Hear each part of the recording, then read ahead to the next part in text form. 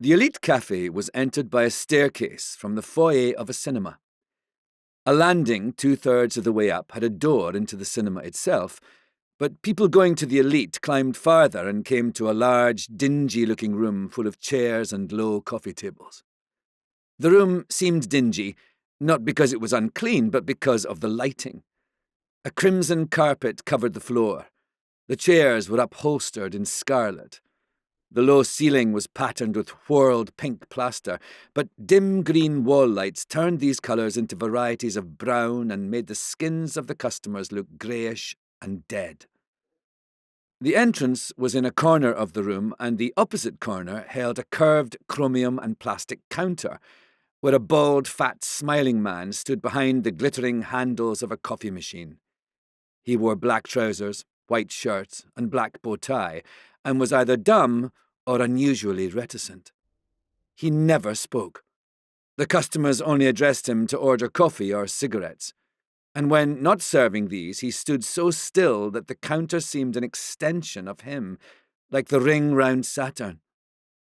A door by the bar opened onto a narrow outdoor balcony above the cinema entrance. This had room for 3 crowded-together metal-topped tables with parasols through the middle. Coffee was not drunk here because the sky was often dark with strong wind and frequent rain. The tabletops had little puddles on them. The collapsed cloth of the parasols flapped soddenly against the poles. The seats were dank. Yet a man of about 24 usually sat here, huddled in a black raincoat with the collar turned up. Sometimes he gazed in a puzzled way at the black sky. Sometimes he bit thoughtfully on the knuckle of his thumb. Nobody else used the balcony. When the Elite was full, most languages and dialects could be heard there. The customers were under 30 and sat in cliques of 5 or 6. There were political cliques, religious cliques, artistic cliques, homosexual cliques, and criminal cliques. Some cliques talked about athletics, others about motor cars, others about jazz. Some cliques were centred on particular people, the biggest being dominated by Sludden. His clique usually occupied a sofa by the balcony door.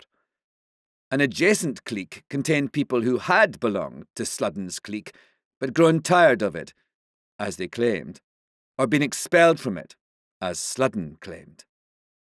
The cliques disliked each other, and none liked the cafe much.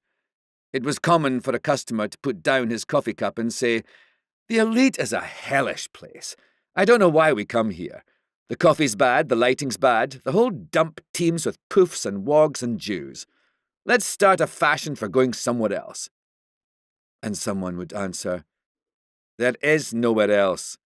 Galloway's tea room is too bourgeois, all businessmen and umbrella stands and stuffed stags' heads.